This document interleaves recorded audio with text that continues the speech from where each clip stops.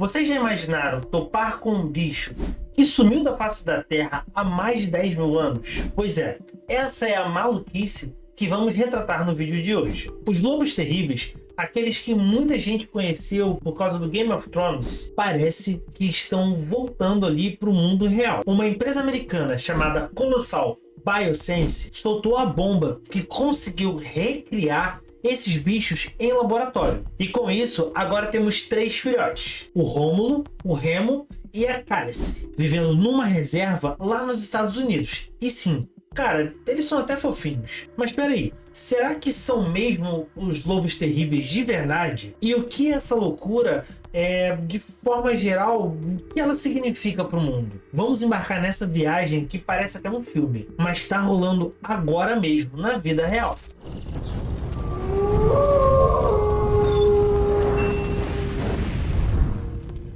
Antes de entrarmos nos lobos propriamente ditos, vamos conhecer melhor essa empresa que está causando esse alvoroço todo. A Colossal Bioscience não é uma empresa qualquer. Ela foi fundada lá em 2021 por um cara chamado Ben Lan, um empresário tech, e George Kush, um geneticista super renomado. A Colossal é basicamente uma empresa que tem uma missão, cara, que parece sair ali de um filme de ficção científica, que é ressuscitar espécies extintas. É isso mesmo. Eles chamam isso de, cara, desextinção. Não sei se essa palavra existe, tá? Essa palavra, a princípio, ela só existe em filmes de ficção científica. A empresa não tá só de olho ali nos lobos terríveis. Eles já anunciaram planos para trazer de volta ali mamutes lanosos e tigres da Tasmânia.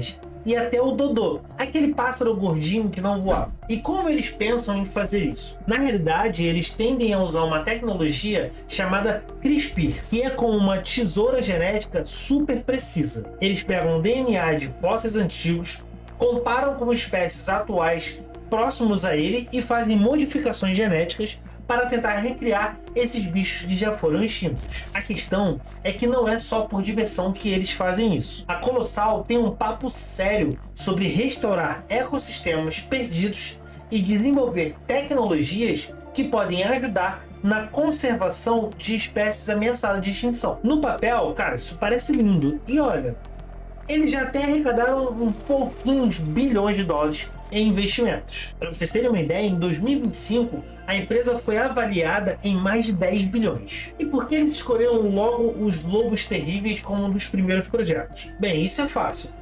É só pensar assim, eles são aqueles que os cientistas acabam chamando ali de megafauna carismática, talvez. Ou seja, bichos grandes e impressionantes que capturaram ali a imaginação das pessoas durante muito tempo. Com a popularidade que ganharam em Game of Thrones, os lobos terríveis viraram exemplos perfeitos para mostrar o que a empresa ela é capaz de fazer e assim chamar mais atenção para o seu trabalho atual. Ou seja, uma jogada de marketing, cara, de outro nível. Eles pegaram uma série que foi reconhecida ali mundialmente, que teve um grande boom, né? E pegaram um bicho que teoricamente ele não existia e recriaram a partir dos genes que acharam em fósseis. Cara, essa é uma ideia genial. Além disso, o projeto dos lobos terríveis serve como uma prova de conceito para as tecnologias que eles desenvolveram. Se conseguirem com os lobos, cara, isso abre caminhos para projetos mais ambiciosos, assim como o dos mamutes e outros bichos também. Como bônus,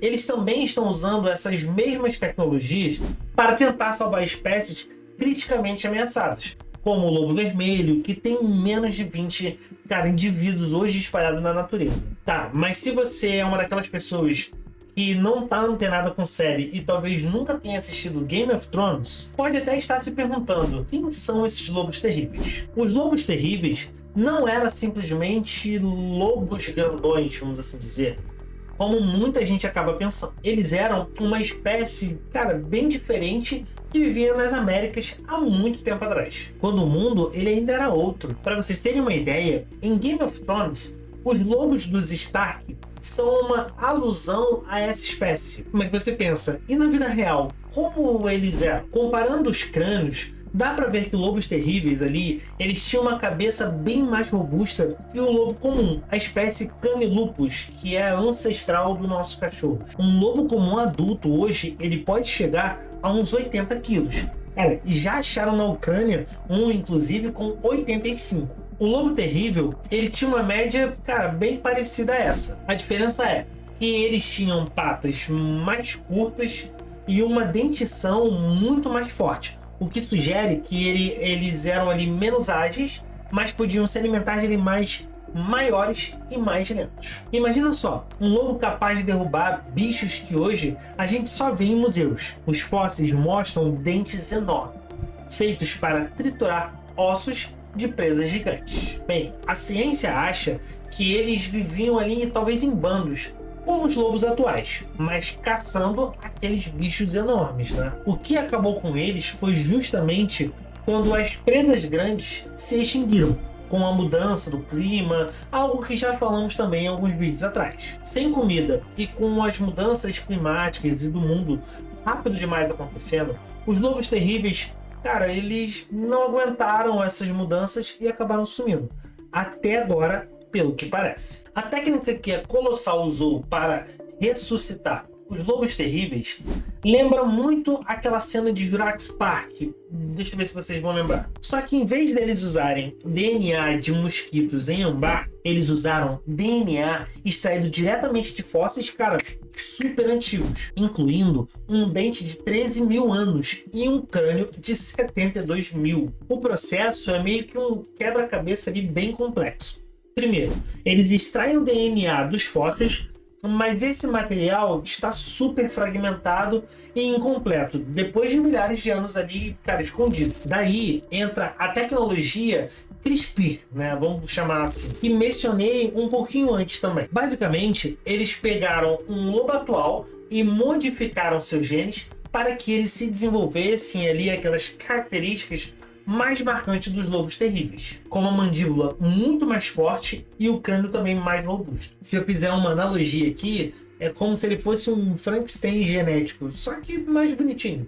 E com isso acabou nascendo primeiro o Rômulo, depois o Remo e por último Cálice. 3 filhotes que carregam características genéticas de uma espécie extinta e, cara, ela não existia há cerca de 10 mil anos. Seus nomes em si têm um motivo. Rômulo e Remo vêm daquela história de Roma, onde 2 irmãos gêmeos foram criados por uma loba e depois fundaram a cidade. Cara, isso até que combina bem. Lobos extintos que voltam para começar tudo de novo. É uma ideia boa. Já Khaleesi é o nome de Game of Thrones mesmo. Na série, os lobos terríveis são companheiros importantes dos Stark. E Khaleesi é como chamavam a Daenerys, a mãe dos dragões. Isso é uma referência pop para um bicho que virou, cara, pop também. Os cientistas sacaram bem essa de escolher nomes que todo mundo reconheceria. Faz a ciência ficar mais próxima do público. Imagina só se talvez esses bichos eles tivessem o nome, sei lá, lobos terríveis, se fosse L1, L2, L3. Cara, isso lembraria um pouco uma marca de videogame, mas, pô, quando você coloca um nome que ele remete à série, algo que já está ali englobado no dia a dia, no cotidiano das pessoas, isso acaba aproximando muito mais a atenção do público e também fazendo a ciência ela se encaixar diretamente com a humanidade. Esses filhotes agora vivem em uma reserva especial nos Estados Unidos, onde são constantemente monitorados e estudados pelos cientistas. Mas, cara, existe um problema aí. Apesar de toda essa tecnologia avançada, muitos cientistas estão questionando se esses animais realmente podem ser considerados os lobos terríveis ou se são apenas lobos cinzentos com alguma característica específica. E é aí que a ciência ela começa a esbarrar diretamente na ética. Essa história toda, ela abre um monte de questões, cara, meio malucas. Primeiro, por que trazer bichos extintos de volta? A empresa alega que muitos desses animais foram extintos por causa dos humanos. Então seria uma obrigação biológica, cara, arcar com esse retorno deles. Mas fica a questão, o que esses bichos vão comer? Os lobos terríveis, por exemplo, eles evoluíram para caçar presas gigantes que que hoje não mais existem. Será que vão se adaptar às presas de hoje ou vão precisar de ração especial pro resto da vida? Cara, e também tem uma questão muito ética sobre isso. Só porque a ciência ela pode fazer algo, ela deve fazer, então? A extinção, ela faz parte da natureza desde décadas de bilhões de anos. Cara, e aí ficou até um questionamento. Será que a gente deve se meter nisso? Pessoal, e vale ressaltar que também tem um lado de conservação.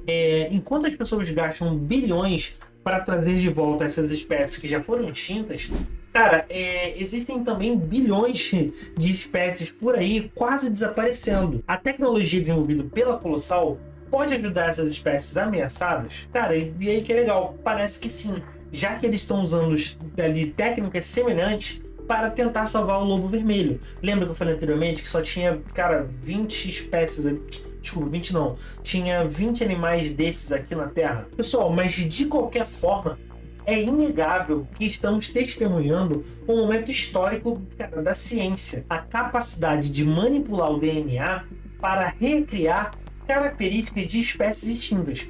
É algo que antes a gente só via em filme.